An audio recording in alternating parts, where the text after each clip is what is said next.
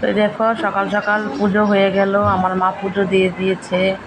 এই দেখো কুপোষণাটাকে কি সুন্দর লাগছে, ফুল দিয়ে সাজিয়ে দিয়েছে। আর এদিকে দেখো বিশ্বনাথ, আজকে সোমবার, বিশ্বনাথের পুজো হয়েছে। আজকে আমরা সবাই নিরামিষ খাবো। এই দেখো কত সুন্দর লাগছে সিংহাসনটা। রুটি বেলে নিচ্ছি। আজকে সোমবার, আজকে আমাদের বিশ্বনাথের পুজোর উপলক্ষে সোমবার সব সময় নিরামিষ খাই। তো সকালবেলা পুজো হয়ে গেছে, যে গরম পড়েছে আমি দেরি করে ঘুম থেকে উঠেছি। মা তাড়াতাড়ি উঠেছে, উঠে পূজা দিয়ে নিয়েছে। আর এখন আমি রুটি বেলে নিচ্ছি। এই দেখো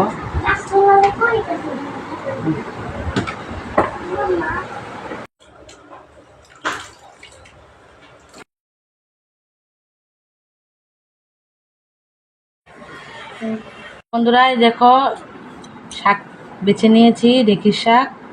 আজকে ঢেঁকির শাক রান্না হবে ডাল দিয়ে। আর এদিকে এই যে ডাটা দিয়ে মুগ ডাল দিয়ে রান্না হবে। আর সোয়াবিন দিয়ে আলু দিয়ে তরকারি রান্না হবে। নিরামিষ অনেক পদ হয়। আর এদিকে দেখো সবজি আরও কেটে নিয়েছে আমার মা, ঢেঁড়স আর একটু করলা আর কারকল একসাথে ভাজা হবে।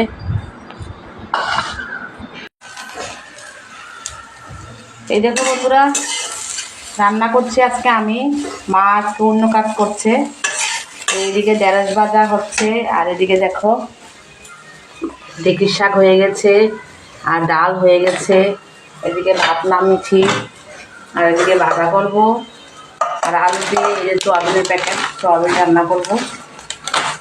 বন্ধুরা দেখো আজকে কী কী রান্না করলাম।